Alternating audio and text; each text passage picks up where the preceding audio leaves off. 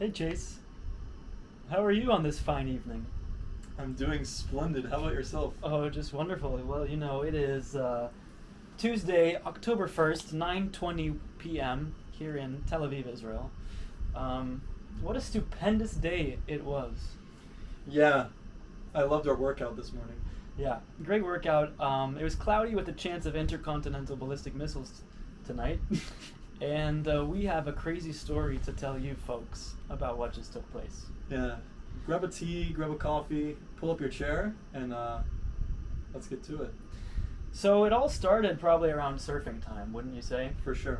We decided we were going to go hit the surf today and ignore the warnings of the Israeli government to stay away from the beaches at this time and big gatherings.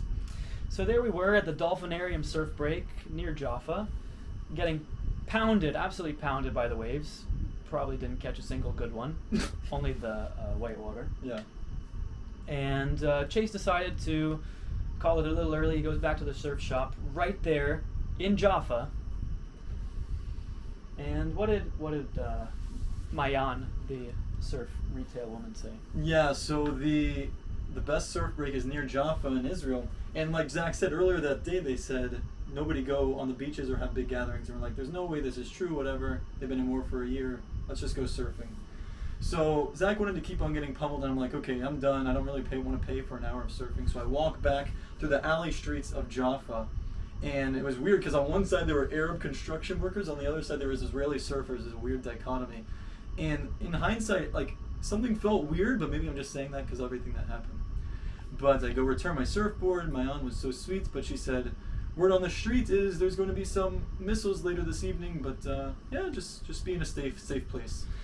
So I had heard it all before. Iran threatened to send rockets over Tish B'Av, and it never came to fruition. And practically all week there was stuff from Hezbollah, and Iran was pretty silent. So, a couple interceptions over Tel Aviv, no biggie. Well, everything's going to be fine. Right. We didn't know what. She was very chill about it, like he was saying. It could be from Hamas, Hezbollah. We had no idea because we didn't have our phones because we were surfing. We didn't have anything on us except our IDs and credit cards.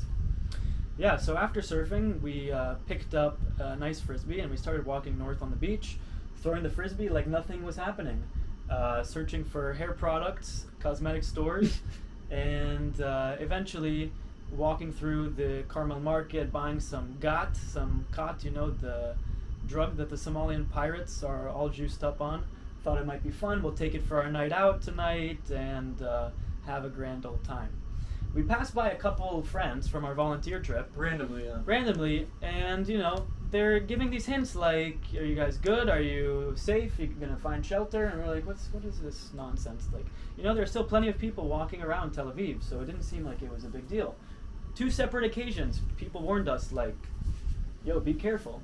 I said, okay, no problem. We'll, if we have to shelter, we will. But let's go to this kombucha place. It's a very nice vibe. Nabi Yuna bar in Tel Aviv. Look it up. Great ambi. Mm-hmm. And so we're sitting there taking our grand old time drinking that kombucha, especially me. I mean, I think you were like ready to go, and I was like, come on, let me enjoy it a little bit. Right. I mean, I'm a quick drinker, but I mean, haven't been nervous at all throughout this whole entire thing here. But the way that on 3 occasions people warned us, like, hey, there might be missiles tonight. We didn't have our phones. We had no idea the extent of it. But the last girl that told us was made it seem more serious and was in a frantic rush. So then that's when I'm like starting to think what's going on. But I was trying to chill, drink my kombucha. A lot of people were just vibing, enjoying. So yeah, it was a good time. Yeah, plenty of people were still out and having a good time. And eventually we started walking back.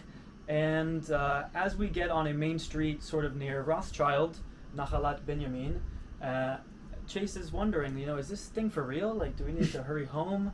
And it became clear when we got on the street, when the restaurants were closing up, and I know that this street is always packed at night, every night of the week, and practically no one was there, everyone was walking. Nobody was really running, but something was definitely up. And then we walk just 1 block fully, and Chase is like, look, those people are going into that building, like, let's just follow them. And I was uncertain about it, but I went with him. He saw the right thing. Because we asked the security guy, like, hey, we don't have our phones. The guy with a gun standing outside. We don't have our phones. Can you tell us what's going on? Is everything good?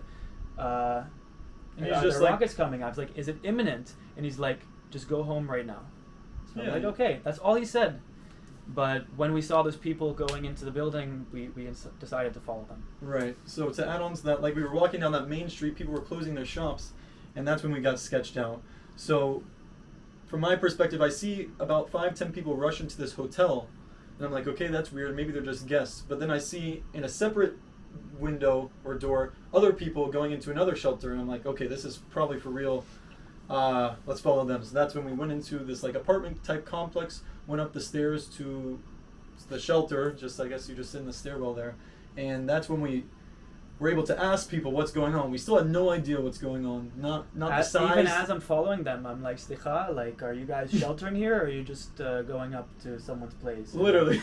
And they're like, no, come with us, we're sheltering. Right. We didn't know Then it this. became clear. We didn't know the size or the scale. Granted, we were dressed like this the whole time, just in board shorts, no shirt, Exactly as you're and, seeing. and This sandals. is, we haven't changed yet. Still processing. Right. So we go into the shelter. It's all Israelis, and like, we're not sure if anybody speaks English. So one guy finally like tells us what's up, because they're all kind of like sketched too. And they're like, yeah, Iran's sending hundreds of ballistic missiles. And then we're like, oh, this is actually a real one. So I just asked the guy next to me if I can use his phone, tell my mom that we're all good because we don't have our phones, and Chase's mom wants to know as well. We took a nice little picture, which we will cue now. And we were sitting there contemplating the existence in the shelter, trying to stay calm, trying to understand what's happening, and then the booms start coming. And the interceptions, or we don't even know if they're direct hits. At this point, I still don't even know if there were any direct hits. Right. It seems like not, but we don't know. But a lot of booms and people yelling outside, which was especially scary. And my mom asked me like if it was a terror attack or like a shooting. And I'm like, we hadn't heard anything about a shooting. No. And then we checked the news on the guy's phone, and it turns out that there was a mass shooting in Jaffa where terrorists were mowing down civilians with ARs, and it looks like right now 8 are confirmed dead on a street that we walked today, no more than 2.5 hours prior to that. Right. Remember when we started the story, we went surfing in Jaffa, so we literally walked by the train station where it happened, 2 hours prior. Yeah. So I got the respiratory thing. Continue.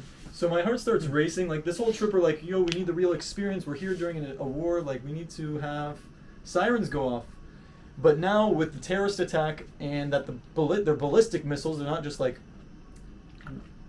pussy missiles from Hezbollah or Hamas. They're like real intercontinental ballistic missiles from Iran. My heart's racing. I'm still pretty calm. We don't have our phones. We know our parents are freaking out.